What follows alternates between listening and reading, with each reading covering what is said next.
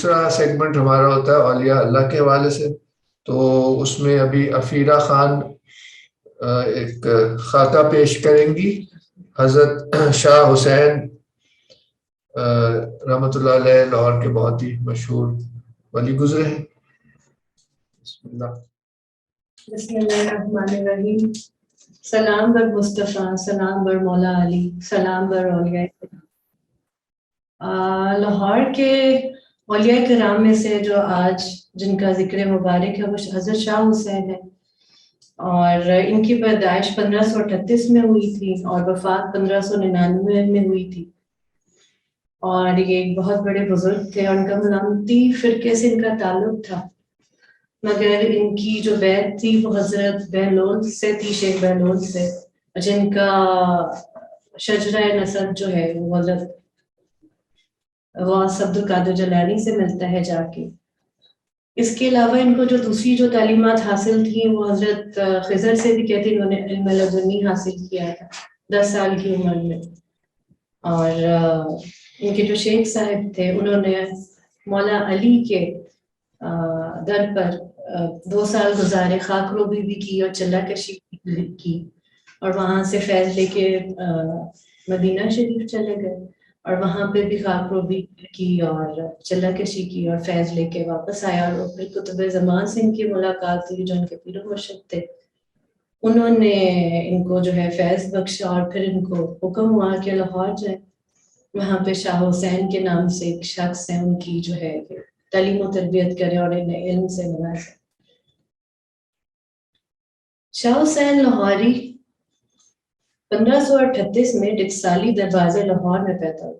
آپ کے والد گرامی کا نام شیخ عثمان تھا جو کپڑا بننے کا کام کرتے تھے. ان کے دادا کا نام گرجس رائے تھا اور پھر ان کے جو بیٹے تھے یعنی ان کے والد جو تھے انہوں نے اسلام قبول کیا اور خاندانی نام ڈاڈا حسین تھا، اور یہ پنجاب کے راجپوتوں کی ایک ذات ہے. اور ان کا کام یہ تھا کہ جلاحہ یعنی کہ کپڑے بننا، اور اسی لیے شاید ان کی شاعری میں جو ہے کپڑے بننا، ویونگ، دھاگے کا، سوئی کا، اور اس کو جو ہے معرفت کے اور عشق الہی کے حوالے سے استعمال کیا جاتا ہے اکثر. اور ان کے جو ہے خلیفہ بھی ہے اور ان کے ساتھ ہی دفن بھی ہے مادھو لال حسین. وہ ہندو تھے مگر 18 سال کی عمر میں ان کے ہاتھ پہ انہوں نے اسلام قبول کیا. ان کے خلیفہ بھی رہے اور پھر اس کے بعد ان کے 12 آگے خلیفہ تھے اور جنہوں نے آگے ان کی تعلیمات پھیلائی. اور کہتے ہیں کہ ان کے ایک روایت میں کہ ان کے 1.25 لاکھ کے قریب مرید تھے، ایک میں تھا کہ 9,15,000 تھے، اور مختلف روایتیں ان کے بارے میں. اور جو یہ مشہور ہے اپنی، اور ان کا جو اس وجہ سے کہ ان کا کلام جو ہے لاہور، پنجاب، ہر جگہ پر ان کا کلام بہت زیادہ گایا جاتا ہے. اور کہتے ہیں کہ کافی کی جو شاعری ہے اس کے یہ موجد تھے، اور ان کی شاعری کی خصوصیت یہ تھی کہ یہ پوری عشق حقیقی میں رنگی ہوئی تھی ان کی شاعری. اور انہوں نے کہتے ہیں کہ ایک دوسری طرف جو ہے ایک ہیر رانجھا کی جو روایت تھی اس کو پنجابی کی صوفی شاعری میں استعمال کی، اور جو کلام کیا وہ ایک خاتون کے طور پر جو ہے اس کا کلام لکھا گیا. اور وہی والی بات کہ اپنی جو انہوں نے ویونگ کی جو اصطلاحات تھیں، سوت کاٹنا، چرخا اور سوئی دھاگا، ان ساری چیزوں کو انہوں نے اپنے استعمال کیا.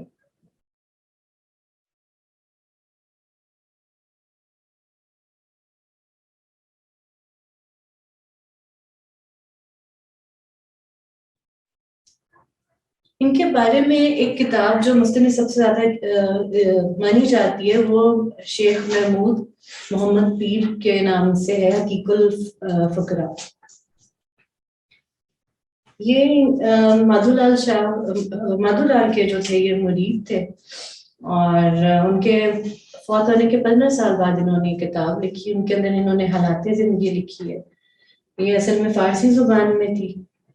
اس کے کچھ شعر جو ہیں وہ فارسی میں ان کے حضرت حسین کا جو تعارف کرانے کے لیے، اور پھر اس کا کچھ آگے جو اردو میں سے میں پڑھ دوں گی. یہ کہتے ہیں کہ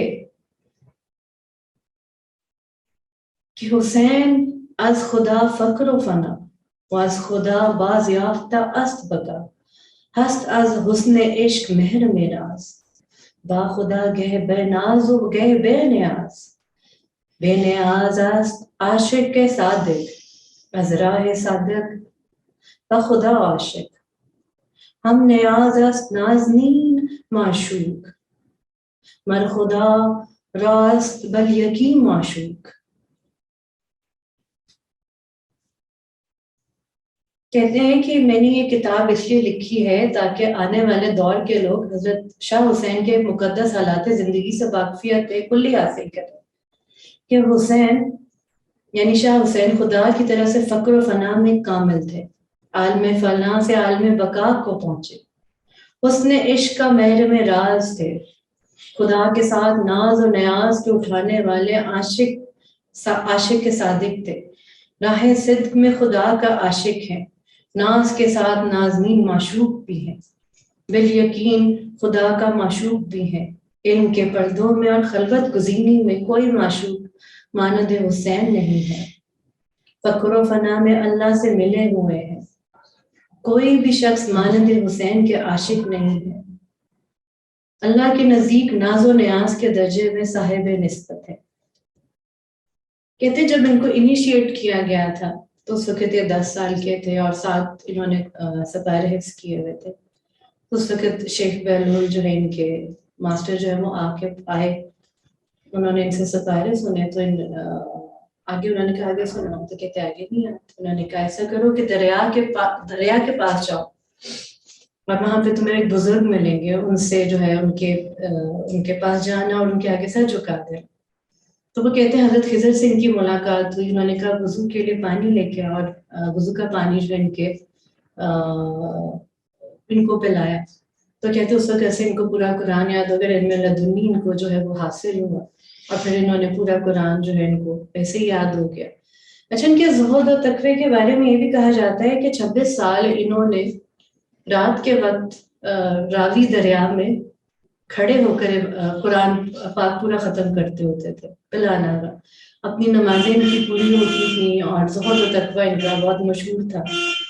پھر اس کے بعد جو ہے یہ داتا صاحب کے جاتے تھے، وہاں سلام کرتے تھے فجر کے وقت اور پھر وہاں پہ بیٹھ کے ایک پورا قرآن ختم کرتے تھے اور پھر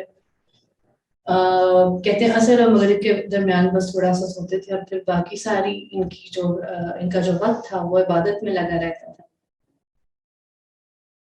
کہتے ہیں کہ جب 12 سال گزر گئے اور اسی طرح عبادت کرتے رہے، چاہے اولے پڑ رہے چاہے سردی ہے گرمی ہے، دریا میں کھڑے ہو کر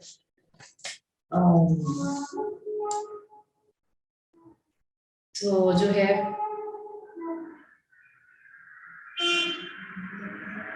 ان کو جو ہے بابا ہمارے داتا صاحب نے ان کو پھر اپنا فیض عطا کیا. انہوں نے کہا کہ آپ کاملیت کے درجے پر جو ہے وہ فائز ہو گئے. اور پھر ان کا ایک واقعہ ہے کہ جو ان کی 30s میں آتا ہے، 36 سال کی ان کی عمر تھی اور مولانا رومی کی بھی تقریباً یہی عمر تھی جب شمس کی ملاقات ہوئی تھی. مجھے وہ واقعہ یاد آتا ہے کہ انہوں نے شمس نے جو ان کی جو ہے کتابیں ہیں پانی میں پھینکی تھی. اسی طرح انہوں نے ایک تفسیر پڑھ رہے تھے شیخ سعد اللہ سے، تو ایک دم ایک آیت آئی کہ دنیا لہو و لعب ہے، تو اس پہ انہوں نے کہا کہ تفسیر پہ انہوں نے کہا کہ اللہ میاں نے کہا ہے کہ میں چھپا ہوا خزانہ تھا اور میں نے دنیا میں اپنے آپ کو ظاہر کیا. تو وہ یہ کہتے ہیں کہ مجھے اس میں جو ہے نا چھپا ہوا خدا کی ذات نظر آتی ہے. اور یہ انہوں نے اٹھا کے جو تفسیر کی جو کتابیں تھیں وہ پانی میں پھینک دی. تو لوگوں نے کہا یہ کیا کیا، اتنی مشکل سے اس وقت تفسیروں کی کتابیں ملتی تھیں، ہمیں تو واپس کر دو اگر آپ کو اس کا مطلب سمجھ آ گیا. تو انہوں نے بھی کہتے ہیں اسی طرح کتاب نکالی اور اس کو خشک کر کے واپس کر دی. کہتے بظاہر تو ان کے ہاتھ میں مشروب ہوتا تھا جو کہ لوگوں کو کوئی اور لگتا تھا، مگر جو پینے والے تھے وہ جانتے تھے. اس کے بارے میں حقیقت الفقراء میں ایک بڑی مزے کی بات یہ ہے کہ جب کہتے ہیں کہ یہ دیکھنے والے کی نظر ہے، اس کو کیا نظر آتا ہے، اس کے اندر کیا ہے، اس کے مطابق اس کو مررنگ ہوتی ہے اور اس کو وہ چیز نظر آتی ہے. آج جو ہے بابا شاہ حسین کے مزار پر جانا ہوا ان کے مزار کے چاروں طرف ان کا مشہور جو کلام ہے وہ درج ہے، اور ان کی ایک چھوٹی سی جو ہے ان کی سینگز بھی لکھی ہوئی ہے کہ ان کے کیا ارشادات تھے، کیا تعلیمات تھی. ان کی جو تعلیمات تھی اس کے اندر یہ 3-4 جملے ہیں، وہ میں آپ کے سامنے پیش کرنے لگی. ان کی تلقین تھی کہ جو درجہ خاموشی کی وجہ سے انسانوں کو ملتا ہے وہ 60 برس کی نفل عبادت سے بہتر ہے. لوگوں پر آسانی کرو، سختی نہ کرو، اور خوشی کی بات سناؤ، نفرت مت دلاؤ. جو شخص اللہ سے ڈرتا ہے وہ بدلہ نہیں لیتا. اس مزار کی اپنی ایک انرجی ہے، ہر مزار کی ایک ڈفرینٹ انرجی. معطر کی تو ایسے ہے جیسے آپ گرینڈ پیرنٹس کو وزٹ کر رہے ہیں. ان کا جو ہے یہاں پہ عشق حقیقی کہ محبوب بھی ہے اور معشوق بھی ہے، اور ایک عشق حقیقی کا رنگ یہاں پہ نظر آتا ہے. ایک سرشاری اور جذب ہوتا ہے ان کے. مجھے یہ لگتا ہے کہ ان کو جو سب سے ان کا جو کلام ہے وہ میں پڑھتی ہوں تو وہ مجھے بڑا کنیکٹیوٹی ہوتی ہے، اور مجھے وہاں کی انرجی یاد آتی ہے ان کے مزار کی. ان کا بہت ہی مشہور کلام ہے کہ مندی ہاں کہ چنگیاں صاحب تیری بندیاں، گہلے لوگ جانی دیوانی نی رنگ صاحب دے رنگیاں، ساجن میرا اکھیں وچ وستا. کئی جگہ پہ مرشد بھی لکھا ہے ساجن کی جگہ کہ مرشد میرا اکھیں وچ وستا، گلی پھرا تشنگیاں، کہے حسین فقیر سائندہ میں ور چنگے دے نال منگیاں.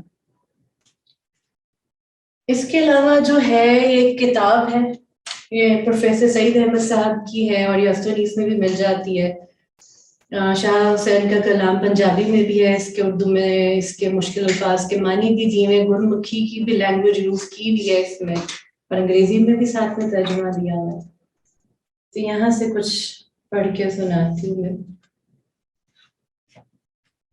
شاہ حسین فرماتے، ربا میرے حال دا محرم تو، اندر تو ہے باہر تو، روم روم وچ تو ہی تانا تو ہی بانا، سب کچھ میرا تو. کہے حسین فقیر نہ مانا، میں نہیں سب تو. آگے تھوڑی سی اس کی ایکسپلینیشن لکھتے ہیں کہ اس کافی میں شاہ حسین نے رب کی شان کو بیان کیا ہے اور اپنی عاجزی اور حلیمی کے بارے میں بتایا ہے. شاہ حسین کہتے ہیں کہ ہے میرے رب میں کچھ بھی نہیں، سب کچھ تو ہی ہے، پوری کائنات تیرا جلوہ ہے اور تیری ہستی ہمیشہ قائم رہنے والی ہے. آگے کہتے ہیں کہ رب کو سچے دل سے ملنے کے لیے ضروری ہے کہ اپنے ظاہر اور باطن کو ایک کیا جائے، منافقت چھوڑی جائے، عاجزی انکساری کے ساتھ عبادت کی جائے تاکہ رب راضی ہو. اسی طرح ایک اور ان کا مشہور کلام ہے، میں بھی جوک رانجن دی جانا نال میرے کوئی چلے، پیرا پوندی منتا کر دی جانا تا پیا کر لے، نہیں بھی ڈونگی تلا پرانا شیہاں تا پتن ملے، مترا دی کوئی خبر لے آوے ہاتھ دے دینیاں چھلے، راتی درد دنا درد ماندی گھاؤ مترا دے اللہ، رانجن یار طبیب سنیتا میں تن درد اولے، کہے حسین فقیر نے مانا سائیں سوہڑے گھلے. اس کافی میں شاہ حسین فرماتے ہیں کہ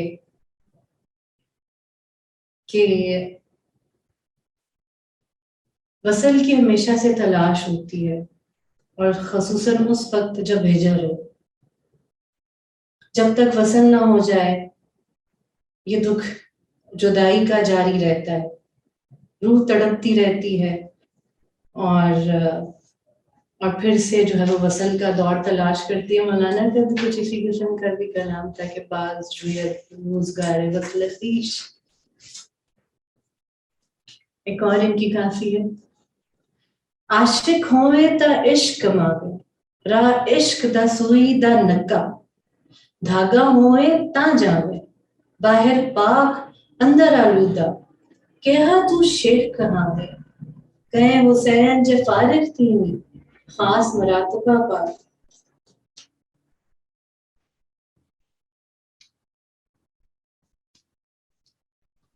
اس کافی میں یہی ہے کہ دھاگے کی طرح باریک ہوں تاکہ جو ہے وہ تقوی کے جو ایک ناکہ ہے اس کے اندر سے گزر سکے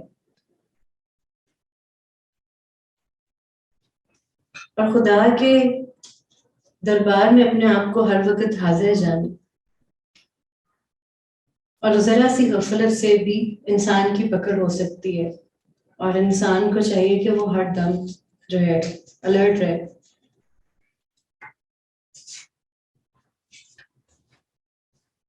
اچھا اسی طرح ایک منافقت کے بارے میں ہے ان کا کلام. نمانیاں دی ربا ربا ہوئی بٹ پئی تیری چٹی چادر چنگی فقیراں دی لوئی. درگاہ وچ سہاگن سوئی جو کھل نچ کھلوئی. کہے حسین فقیر سائیں دا تاں در لیسے ڈھوئی. یہی کہتے ہیں کہ منافقت والی راہ چھوڑ کر فقیری والی راہ پکڑے. یہ میں اس کی تھوڑی ایکسپلینیشن لکھی ہے وہ پڑھ رہی ہوں. وہی کہتے ہیں کہ جو سفید چادر ہے یہ منافقت کی نشانی ہے اور جو فقیر ہیں ان کے تو لوئی جچتی ہے اور ان کی یہ سچائی برداشت اور ایمانی قوت کی علامت ہے. اور سب سے بڑی بات کہ لوئی میں عاجزی ہے انکساری ہے اور اس میں یہ خیال نہیں ہے کہ اگر میری چادر لوئی میلی ہے تو اس میں دوسروں سے اونچا ہونے کا خیال بھی نہیں آتا. اس میں ایک انکساری ہے ایک جھکاؤ ہے اور کہتے ہیں کہ خدا کو جو ہے وہ عاجز بندہ ہی پسند آتا ہے.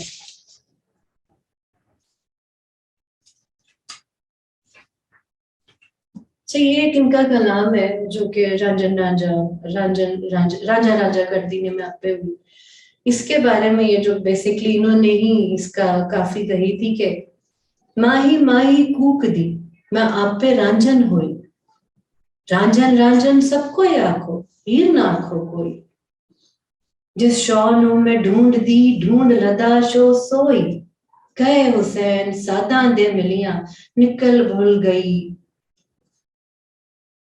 اوئی.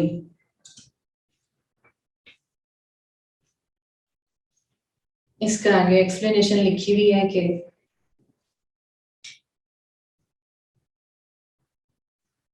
رانجھے کا نام پکارتے پکارتے میں خود رانجھا ہو گئی. مجھے ہیر مت کہو مجھے اپنا رانجھا مل گیا ہے اور مجھے وہ کیسے ملا ہے کہ جب میں سادھوں سے یعنی کہ خدا کے بزرگوں سے اولیاء کرام سے ملتا تب سے مجھے راستہ دکھا اور وہاں اور میرے ڈاؤٹس ختم ہوئے ہیں شک و شبہات. اچھا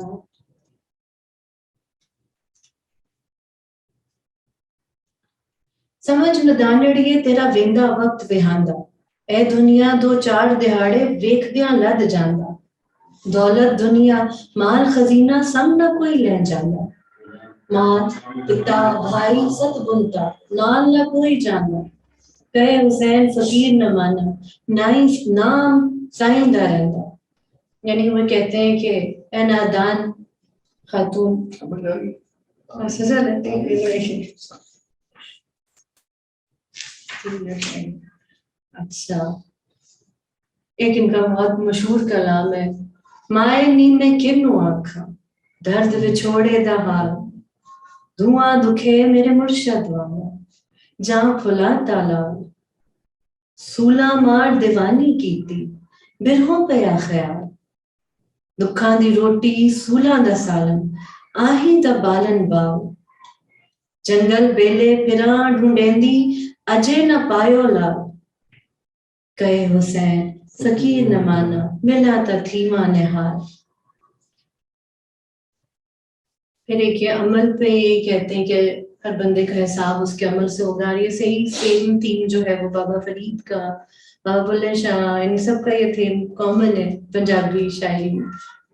فرماتے अमला ऊपर होग नबेड़ा, क्या सूफी क्या भंगी, जो रब भावे सोई थीसी, साई बात है चंगी, आपे अनीक कहावे साहेब है बहु रंगी, कहे हुसैन सुहागन साई, जो शौदे रंग रंगी.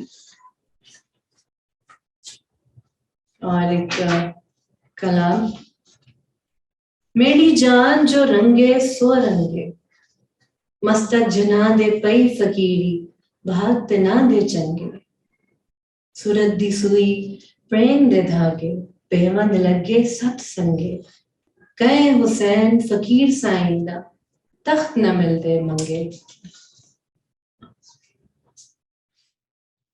आखिर में आखिरी इनका कलाम, मन अटकिया बेपरवाह तेना, क्या बात, ओ दीन दुनी दे शाह नाम, शाहनाज काजी मुला मत्ती देंगे, खरे सियाने राह दसींगे, इश्क लगे राह नाम, नदियों पार रांचंदा ठाना, कीता कौल जरूरी जाना, मिन्ता करा मलाना, कहे हुसैन फकीर न माना, दुनिया छोड़ आखिर मर जाना, ओढ़ कम अल्लाह नार, कहे हुसैन फकीर न माना. बहुत शुक्रिया. अब आगे जो है हमारे साथ है कौसर साहब, और हसन इसका ट्रिप भी गया था शाम मेरा जंजानी, उनका जो है उनके बारे में जो ये मालूमात जो है वो पेश करेंगे. कौसर साहब को दावत देती हूँ तशरीफ लाए रखना.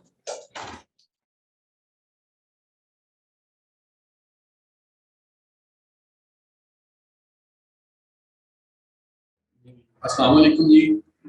अल्लाहुम्मा सल्ली अला मुहम्मद व आले मुहम्मद. तमाम साथियों को सलाम जो सामने बैठे, और हसन इसका शुक्रिया, उन्हें मौका दिया कि नीचे जा सके. आज हमारा तीसरा दिन है बाबुल इल्म के हवाले से, और आज जिन बुजुर्ग के बारे में हम बात करना चाह रहे हैं, हज़रत मीरा हुसैन ज़ंजानी रहमतुल्लाह अलैह. हमारी खुशकिस्मती है कि हमारे साथ सईद मोहसिन गिलानी साहब मौजूद हैं, जो उस इलाके में रहते हैं जहाँ उनका दरबार है. और एक और बड़ी खुशकिस्मती है कि शाह साहब ज़ंजान की भी सैर करके आए हैं. इस हवाले से मैं शाह साहब से दरख्वास्त करूँगा कि एक तो चंद सवाल मैं पहले रख देता हूँ ताकि कंटिन्यूटी रहे, कि शाह साहब के ज़माना कौन सा है, सन पैदाइश और इब्तदाई तालीम, मुर्शद कौन है, लाहौर आमद, और ज़ंजान के बारे में बताइए. और अगर ज़ंजान से लाहौर सफ़र किया जाएगा तो किन इलाकों से होके आया जाएगा, और यहाँ उन्होंने क्या फैज़ लोगों ने तकसीम किया. शाह साहब से जब मीरा हुसैन ज़ंजानी रहमतुल्लाह अलैह 10वीं सदी हिजरी के बुजुर्ग हैं. 343 हिजरी में उनकी पैदाइश हुई, और बेसिकली मीरा साहब हुसैनी सैयद हैं और ज़ंजान के रहने वाले, इनके बुजुर्ग इराक से ज़ंजान तशरीफ लाए, इसी निस्बत से वो ज़ंजानी कहलाते हैं. ज़ंजान एक खूबसूरत सा इलाका है. अगर आप तबरेज़ और तेहरान के दरमियान कज़विन के साथ एक छोटा सा कस्बा था, अब वो खैर एक काफ़ी बड़ा शहर बन चुका है. और मीरा हुसैन ज़ंजानी साहब वहीं से तशरीफ लाए, और हज़रत अबुल फजल खतली के मुरीद हैं, वहीं से ही उनसे बैत की. इब्तदाई तालीम उनके ज़ंजान में ही थी, और वहाँ से जो बातनी उनका तालीम है और फिर बरक़ात है, उन्होंने अपने मुर्शिद अबुल फजल खतली से फैज़ उठाया. और बेसिकली दाता साहब के भी पीर भाई हैं, दोनों ही एक ही मुर्शिद के मुरीद हैं और एक ही साहिब निस्बत भी हैं. और साहब को जब बातनी फयूज़ ने मुकम्मल की, अपने मुर्शिद की खिदमत में रहे कई अरसा, और उनको मीरा का लक़ब भी उन्होंने ही दिया था. उनके मुर्शिद ने, मीरा कहते हैं जिनको बहुत फजल दे दिया गया हो, जो सरदार हों और मतलब इल्म फजल वाले. मीरा का लफ्ज़ भी, लक़ब भी और उन्हीं का ही था. और जब उन्होंने अपनी तालीम मुकम्मल कर ली, मुकम्मल उनको समझा कि अब इनको रवाना किया जाए, तो उनको हिंद भेजा गया और उनको बताया गया कि आपने लाहौर जाना. उनके मुर्शिद ने शाह साहब के बारे में ये भी कहते हैं कि वो सिलसिला जुनैदिया से था, تعلق تھا. جی جنید بغدادی سے کہتے ہیں وہ فیض اٹھاتے ہیں اور پھر آگے لے کر آتے ہیں. اور ایک کاظمی سید تھے کیونکہ آ رہے ہیں یہ حسینی سید ہیں. جی اور آگے امام موسیٰ کاظم کی اولاد میں سے ہیں اور یہ پھر زنجان کی نسبت سے زنجانی کہلاتے ہیں لیکن حضرت موسیٰ کاظم کی اولاد میں سے ہیں یہاں پہ. تو آئی بیسیکلی روٹ تو ان کا یہی تھا جی زنجان تہران. زنجان کے بارے میں بتائیے گا کیسا علاقہ ہے وہاں, آپ تو گئے ہیں وہاں. جی بہت خوبصورت سے علاقہ ہے, کوہ البرز کہتے ہیں اس کو, اس کے پہاڑوں کے دامن میں ایک چھوٹا سا وادی ہے, پہاڑ ہیں اور خوبصورت سے مطلب ایک قصبہ ہے بیسیکلی. اب تو چونکہ وادی بڑھنے کی وجہ سے شہر بن چکے ہیں لیکن ان کا جو روٹ تھا لاہور آنے کا وہ یہی تھا جی. پہلے وہ تہران سے نشا پور میں کہتے ہیں کہ ان کی غزنی کے حاکم سے بھی ملاقات ہوئی جب وہ وہاں پہ کچھ عرصہ کے لیے قیام پذیر تھے. پھر وہاں سے مشہد سے ہرات سے ہلمند, کابل جو ہمارا ایک تاریخی روٹ ہے, ہلمند سے کابل سے در خیبر سے ہوتے ہوئے پشاور, پھر پشاور کے راستے وہ مارگلہ اور پھر لاہور تشریف لائے تھے. تہران سے کتنا دور ہے اگر کوئی جائے تو اس کو کیا روٹ اپنانا پڑے گا جانے کے لیے؟ 2 سے 3 گھنٹے کی ڈرائیو پہ ہے زنجان سے, زنجان بالکل. اور یہاں پہ جب وہ لاہور تشریف لائے تو ہمارے علاقے, چونکہ میں بھی چاہ میرا کے رہنے والا ہوں. چاہ بیسیکلی کہتے ہیں ایک کنویں کو, اور میرا زنجانی کے حوالے سے وہ ہمارا علاقہ بیسیکلی میران دی کھوئی بھی کہلاتا ہے. کھوئی چونکہ وہ کنویں کو کہتے ہیں. تو ایک واقعہ مشہور ہے بہت زیادہ کہ کسی زمانے میں جب وہ آئے تشریف لائے تو وہ ایک کنویں کا پانی بہت کھارا تھا, تو کھارے پانی کو لوگ پیتے نہیں تھے, ان کے لیے مشکل ہوتی تھی. تو ان کے لیے ان کی خدمت میں تشریف لائے, ان کو کہا کہ جناب پانی بہت کھارا ہے. تو حضرت صاحب جب وہاں پہ گئے انہوں نے وہاں پہ دعا کی تو اس کا پانی میٹھا ہو گیا. اس لیے اس علاقے کو میران دی کھوئی مطلب اس کنویں کی نسبت سے میران دی کھوئی کہتے ہیں, کہ میرا زنجانی کی نسبت سے لاہور کے پرانے ترین علاقوں میں سے شمالی علاقے میں واقع. کسی زمانے میں کہتے ہیں کہ راوی بھی پاس سے گزرتا تھا اس کے. تو چونکہ جب حضرت صاحب تشریف لائے تو اپنے بھائیوں کے ہمراہ تشریف لائے تھے, حضرت موسیٰ اور یعقوب زنجانی بھی ان کے ساتھ تھے. تو ان کو ایک صاحب کا دربار تو میں خیال میں نیو ہاسپٹل کی بیک سائڈ پہ اور ایک سلطان پورہ میں, تو خود انہوں نے خلوت اختیار کی تھی, راوی کے کنارے پہ جا کے بسیرا کیا تو ٹیلا تھا. اس کو بعد میں باغ زنجان بھی کہتے ہیں, جہاں پہ ان کا مزار بھی اور برکت بھی ہے. اگر ہم لاہور سے دیکھیں تو یہ جو قلعہ لاہور کے اندر ہے, جو دروازے ہیں, اس سے باہر کا علاقہ, اس سے باہر کا علاقہ. اچھا, اور یہ شاد باغ, چاہ میرا, شاہ کے ساتھ پرانے علاقے شمالی لاہور کے علاقے کہلاتے ہیں. چینہ گیٹ سے باہر نکلے تو اس طرح کے علاقے کہلاتے ہیں. یہ یہاں عام لوگ کیسے یہاں دربار میں بتائیے گا کہ کب لاسٹ ٹائم بنا ہے اور کب سے یہ بنایا گیا ہے, مسجد ہے, مدرسہ ہے پاس اس کے کچھ؟ جی بیسیکلی تو چونکہ جب تشریف لائے تھے تو حضرت صاحب نے قیام بھی یہیں پہ فرمایا تھا. حضرت صاحب پہلے ان کا قیام لاہور میں تقریباً 44 سال کا ایک مطلب بیان کیا جاتا ہے کہ 44 سال وہ لاہور میں رہے, اور شروع کے 3 سال تو وہ بہت مشکل میں گزرے ان کے, بلکہ ان کا تو کہا جاتا ہے کہ وہ یہاں پہ مطلب تبلیغ کرتے تھے, کیونکہ تبلیغ دین کے سلسلے میں آئے تھے تو لوگ ان کو بہت تنگ کرتے تھے. اور بعد میں انہوں نے اپنے مرشد سے مطلب جب گفتگو کی یا حاضر میں ان کو بتایا, ان کو اپنے احوال بتائے, تو انہوں نے کہا تھا کہ آپ صرف جمعے کو وہاں بھی کیا کریں, تبلیغ کیا کریں, تبلیغ دین کیا کریں. تو جس جگہ پہ علاقہ جہاں پہ آپ پوچھ رہے ہیں وہ تقریباً اسی جگہ پہ ان کی مسجد بھی تھی چھوٹی سی ایک, ان کا گھر بھی وہیں پہ تھا, وہیں پہ رہتے تھے, اور ان کے مدفن بھی وہیں پہ بعد میں بنا, جس کے جو بعد میں داتا صاحب نے جس کی ان کی پڑھائی تھی نماز جنازہ.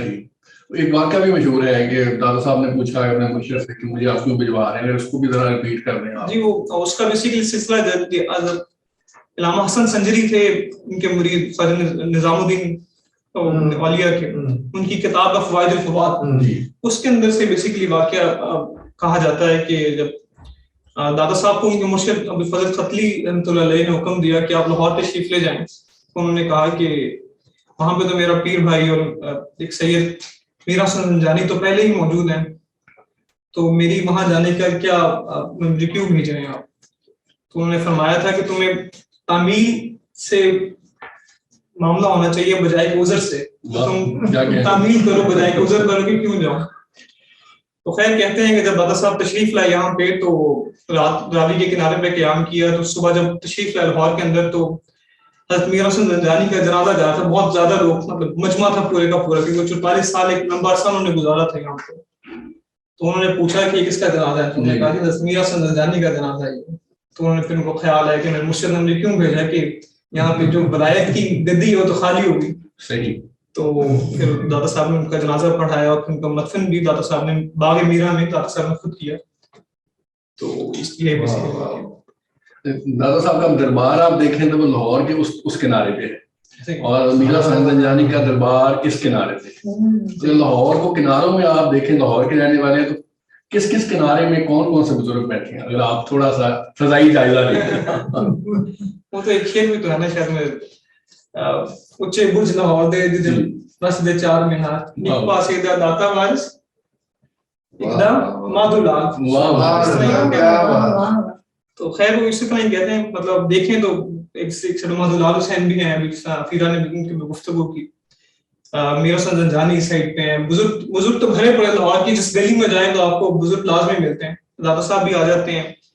دادا صاحب کے ساتھ پھر مطلب جہاں بھی چلے جائیں تو آپ کو بزرگ, مطلب دھرتی ہی ایک بیسیکلی اس طرح کی ہے کہ آپ کو ہر جگہ پہ لاہور میں جو سکون یا ایک اطمینان کی کیفیت ہے, یہ بھی میرے خیال میں بزرگوں کی وجہ سے ہے, اور آپ کو ایک سکون محسوس ہوتا ہے شہر کے اندر. کئی لوگ جو آتے ہیں جو سینسیٹیو ہوتے ہیں یہی کہتے ہیں, اور اس کو لقب مدینہ الاولیاء بھی دیا گیا ہے. تو شاہ صاحب آپ سیاحت میں تو کافی کرتے ہیں, مختلف پاکستان میں بھی گھومتے پھرتے رہتے ہیں, دنیا میں بھی گھومتے رہتے ہیں. لاہور آ کے ایک ہوا ہے وہ کیا درباروں کی وجہ سے ہے؟ یہ کیا چیز ہے کہ لاہور میں جیسے آپ راوی کراس کر کے انٹر کرتے ہیں تو چاہے پہلے اگر آپ, میرے ایک اور دوست وہ فضائی سفر سے لاہور آئے اور انہوں نے کہا جی کہ میرے ساتھ جو دوست بیٹھے ہوئے تھے انہوں نے کہا بھی کہ یہ جب ہم ایئرپورٹ سے آئے تو پہلا ہم نے پل کراس کیا میاں میر صاحب کا. اچھا, انہوں نے کہا جی ٹھیک ہے. انہوں نے کہا اس کے بعد آ گیا نہر والا پل. تو نہر والے پل کے لیفٹ سائڈ پہ میاں میر صاحب کا دربار ہے, رائٹ سائڈ پہ بابا شاہ جمال کا دربار ہے. بالکل جی. اگر ہم ایئرپورٹ سے آ رہے ہیں تو رائٹ سائڈ پہ میاں میر صاحب کا دربار ہے اور لیفٹ سائڈ پہ بابا شاہ جمال کا دربار. اور اسی طرح ہم آگے چلتے جائیں تو لارنس آ جائے گا. لارنس کے اندر حضرت شاہ ترک مراد کا دربار ہے, حضرت غوث پاک کی اولاد. جی غوث پاک کی اولاد. اور اگر ہم آگے آ جائیں اسمبلی ہال تک تو ایک طرف بابا شاہ عبد المالی سرکار کا دربار ہے اور دوسری طرف حضرت عنایت شاہ قادری جو بھائی بلے شاہ کے مرشد ہیں ان کا دربار ہے. اس سے آگے چلیں تو جی پی او آ جاتا ہے اور ہائی کورٹ آ جاتا ہے. اور ہائی کورٹ کے ایک طرف اگر آپ دیکھیں تو ہائی کورٹ کے اندر یہ کون سا والا ہے, شاہ چراغ دربار آ جاتا ہے. بالکل ایسے, بالکل ایسے ہی. اور تھوڑا آگے آئے تو نیلا گنبد والا دربار آ جاتا ہے. اور پھر اس سے گھومتے گھومتے جاتے ہیں تو داتا صاحب آ جاتا ہے. یعنی پوری مال روڈ جو ہے اس کے ایک ہر کونے پہ ایک ایک چوک پہ ایک دربار والے بیٹھے ہیں, دوسرے پہ. گورنر ہاؤس کے سینٹر میں ایک دربار ہے, انہوں نے اپنا ڈائننگ روم اس کے اوپر بنایا, اسی میں بنایا. اچھا, یہ جن کے بزرگوں کے نام لے رہے ہیں اس میں تقریباً سب بزرگوں نے ہی میاں حسین زنجانی کے مزار پہ چلے بھی کاٹے ہیں اور حاضری بھی دی ہے. دادا بابا فرید ہو جائیں یا اجمیر شریف خواجہ صاحب ہوں, معین الدین چشتی صاحب ہوں, میاں میر صاحب ہوں, مطلب مختلف نقشبندی ہوں یا سہروردی ہوں یا قادری ہوں, سب نے ہی ان کے مزار پہ حاضری دی ہے. بلکہ ایون ایک کنہیا لال کا واقعہ بھی اپنی کتاب میں وہ لکھتے ہیں کہ مطلب سب نے حاضری دی, میں نے خود بھی حاضری دی. جو کہتے ہیں میں نے اکثر میں جب دیکھتا تھا کہ رات کو چراغ جیسی رات ہوتی ہے تو چراغ خود ہی روشن ہو جاتا ہے ان کے مزار پہ. تو ایک بڑا خوبصورت سا ہمیشہ سے رہا ہے. ہم نے داتا صاحب کا ذکر کیا ہے تو کیونکہ یہ نشست ہماری باب العلم کے حوالے سے ہے تو میں چاہوں گا کہ کشف المجوب میں سے داتا صاحب ہمیں مولا علی کے بارے میں کیا فرما رہے ہیں. ایک پیسج ہے, میں وہ چاہوں گا کہ اس کو ذرا پڑھ دوں, پھر ہم آگے اگلی نشست آگے چلتے ہیں. داتا صاحب فرماتے ہیں کشف المحجوب میں, اور یہ باب ہے اب مولا علی کے بارے میں. وہ فرماتے ہیں برادر مصطفیٰ و غریق بحر بلا و حریک نارے ولا و مقتدائے جملہ اولیاء واسفیاء حضرت ابو الحسن علی ابن ابی طالب کرم اللہ وجہ کا طریقت میں مقام بے حد بلند اور درجہ نہایت عرفہ و اعلیٰ ہے، اور آپ کے اقوال حقائق و معارف کی جان ہے، یہاں تک کہ حضرت جنید بغدادی رحمۃ اللہ علیہ فرماتے ہیں شیخنا فی الاصول والبلاء علی المرتضیٰ کرم اللہ وجہ، اصول طریقت اور بلا کی برداشت میں حضرت علی المرتضیٰ ہمارے امام ہیں۔ اس کی وجہ یہ ہے کہ علم طریقت، یہاں پھر ہم علم کی طرف جائیں گے، باب العلم ہے، اس کی وجہ یہ ہے کہ علم طریقت کو اہل طریقت علم اصول کہتے ہیں، اور طریقت کیا ہے؟ مجاہدات اور مصائب برداشت کرنے کا نام ہے، جی بلا۔ روایت ہے کہ ایک شخص نے آپ کی خدمت میں آ کے عرض کیا مجھے وصیت کیجیے، آپ نے فرمایا اپنے اہل و عیال کی زیادہ فکر نہ کرو، کیونکہ اگر آپ کے اہل و عیال اللہ والے ہیں تو اللہ تعالیٰ اپنے اولیاء کو برباد نہیں ہونے دیتا، اور اگر وہ اہل اللہ نہیں ہیں بلکہ عاد اللہ ہیں یعنی خدا کے مخالف ہیں تو خدا کے دشمنوں کا غم کھانے کی ضرورت نہیں۔ ماشاءاللہ ماشاءاللہ۔ اچھا صاحب، اس میں ایک بڑی ہی خوبصورت بات ایک اور ہمارے دوست نے بتائی جو ہم پہلے کی نشست میں غور کر رہے تھے کہ اولیاء کرام کے پاس جا کے ہم کون سے علم حاصل کرتے ہیں، تو ہمارے ایک اور دوست نے ہمیں کہا کہ اولیاء کے پاس ایک بڑا خاص سا علم ہے، اور وہ علم ہے کہ ان کے اوپر خوف اور ڈر، حزن اور خوف ان پہ اثر نہیں کرتا۔ اور کیا یہ ممکن ہے کہ خوف کا بھی علم ہے کوئی اور حزن کا بھی علم ہے کوئی، اور یہ علم جو ہے وہ ان کے پاس ہی ہمیں ملے؟ اور اس حوالے سے جو غم اور جو ہجر یا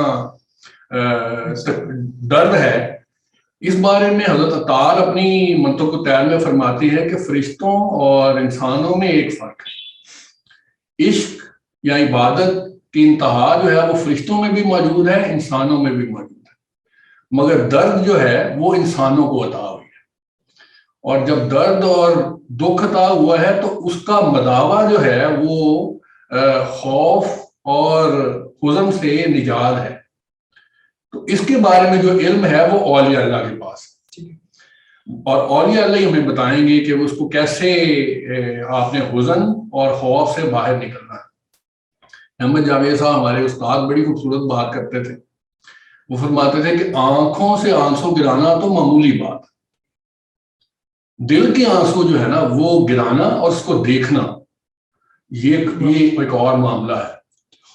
اور اسی حوالے سے وہ ہمیں اگر آپ سنا دیں سراج اورنگ آبادی کی وہ تحیر عشق والی ایک چھوٹا سا پیسج، تو اس میں بھی ایک غم اور شاخ اور دل کا ذکر ہے، اور اس کو ہم ریلیٹ کر پائیں گے ذرا۔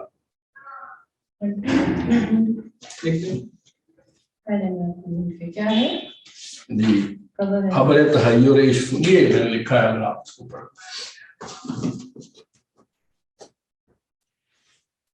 خبر تحیر عشق سن، نہ جنوں رہا نہ پری رہی، نہ تو رہا نہ تو میں رہا، جو رہی سو بے خبری رہی، شاہ بے خودی نے عطا کیا مجھے اب لباس برہنگی، نہ خط کی بخیا گری رہی نہ جنوں کی پردہ داری رہی، چلی سمت غیب سے ایک ہوا کہ چمنے تطور کے جل گیا، مگر ایک شاخ نہان غم جسے دل کہے سو ہری رہی۔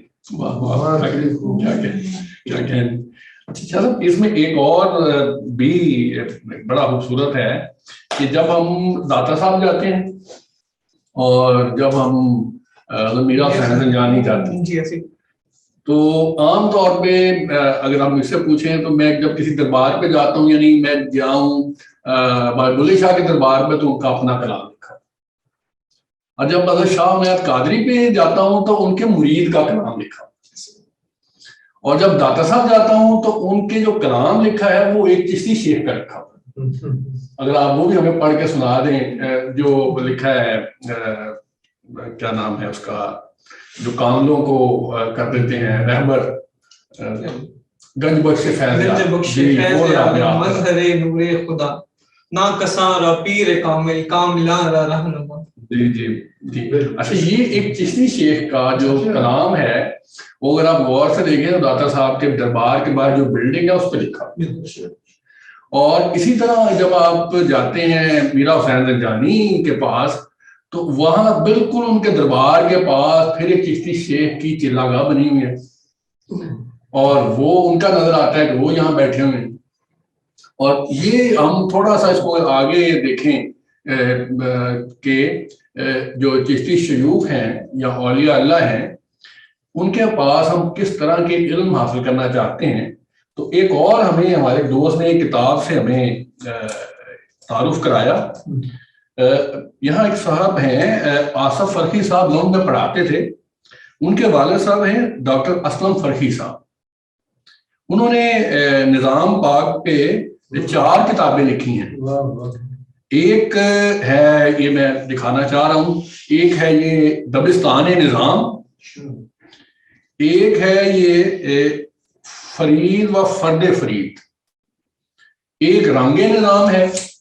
میں اس میں سے ایک پیسج اس حوالے سے پڑھنا چاہ رہا تھا کہ جب حضرت معین الدین چشتی اجمیری داتا صاحب کے پاس آتے ہیں اور حضرت میرا حسین زنجانی کے پاس جاتے ہیں اور چلا گاہ کرتے ہیں اور ان سے کچھ فیض حاصل کرتے ہیں، اور فیض حاصل کرنے کے بعد اپنے مریدوں کو وہ آگے فیض پہنچاتے ہیں، تو وہ فیض کیا ہے یا وہ کس طرح کے علوم ہیں جو وہاں سے وہ لے کر آگے پہنچا رہے ہیں. آپ مجھے تھوڑا بتائیے گا کہ حضرت معین الدین چشتی اجمیری کے آگے مرید کون تھے؟ حضرت بختیار الدین کاکی. حضرت بختیار الدین کاکی ان کے مرید تھے جی. پھر ان کے مرید میں حضرت بابا فرید بن شکر رحمۃ اللہ جی جی جی. اور پھر ان کے مرید حضرت خواجہ نظام الدین اولیاء اور حضرت علی احمد صابر کلری. جی. بابا فرید کو اعزاز ہے کہ ان کے 2 مرشد 2 مرید ہوئے ہیں، ان کے دوست الگ ساسی چشتی صابری اور چشتی نظامی. میں یہ چاہوں گا کہ یہ صرف ایک پیسج آپ میرے لیے پڑھ دیں. یہ شاید تینوں شیوخ کی اکٹھی ملاقات ہے، اس کا پیسج ہے یہ. اگر آپ یہ جو میں نے لائن لگائی ہے وہ آپ بڑی آپ کی مہربانی. شیخ فرید الدین مسعود رحمۃ اللہ علیہ مجاہدے کرتے رہے، سلوک کی منزلیں طے کرتے رہے، مزاحمت خلق سے بچتے رہے. ایک بار قطب الاقطاب کے مرشد ہند الولی خواجہ معین الدین حسن خواجہ معین الدین چشتی دلی تشریف لائے. شیخ فرید الدین مسعود کو دیکھا کثرت مجاہدہ سے کمزور اور لاغ نظر آ رہے ہیں، کیونکہ سہانا وقت تھا. 3 اللہ کے پیارے ایک حجرے میں موجود تھے. خواجہ بزرگ نے قطب الاقطاب سے فرمایا، بختیار، اس نوجوان کو مجاہدے میں کب تک جلاؤ گے؟ اس پر عنایت کرو.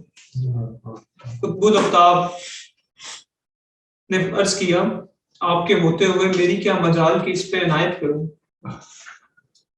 خواجہ معین الدین چشتی کا ارشاد ہوا، یہ نسبت تو تمہیں سے رکھتا ہے.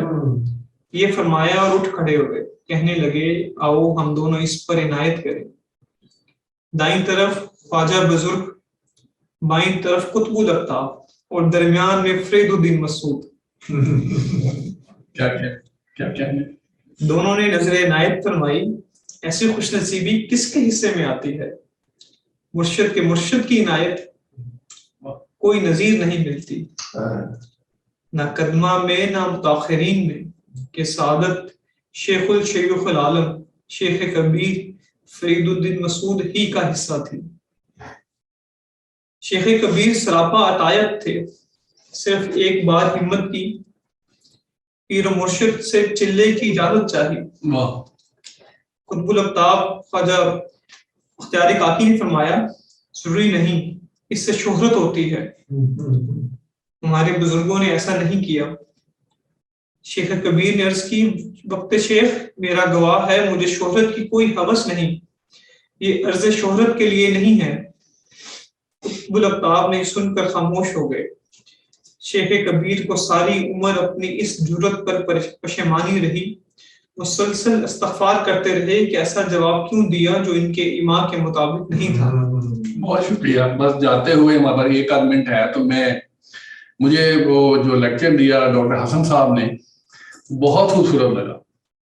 اس میں ایک بہت بڑی کمال کی انہوں نے بات کہی. وہ کہی کہ ہم نے ریسرچ کی کہ جتنے بزرگوں کے دربار ہیں وہاں لوگ دعا مانگتے ہیں، مگر جب ان سے پوچھا جاتا ہے کہ ان کی تعلیمات کیا ہیں تو شاید وہ بیان نہیں کر پاتے. میں اکثر دربار جاتا ہوں تو دربار کے باہر فٹ پاتھ پہ کبھی کبھار بیٹھ جاتا ہوں اور 1-آدھا گھنٹہ دیکھتا ہوں لوگوں کو. مجھے ایسے لگا کہ جو لوگ بھی دربار آ کے اپنی دعائیں مانگتے ہیں ان کے علم کی کہانی وہاں سے شروع ہو جاتی ہے. اور یہی کہانی ہمیں اگر مولانا روم کے پاس جائیں تو وہ کہتے ہیں کہ بادشاہ کو اپنی درد ہوئی، درد کی وجہ سے وہ پیر کامل کے پاس گیا اور پھر وہاں سے علم کا سفر شروع ہو گیا. بہت مہربانی. حسنونیس کا شکریہ کہ انہوں نے باب العلم کے حوالے سے بہت خوبصورت نشستیں سجائی. شکریہ. شکریہ.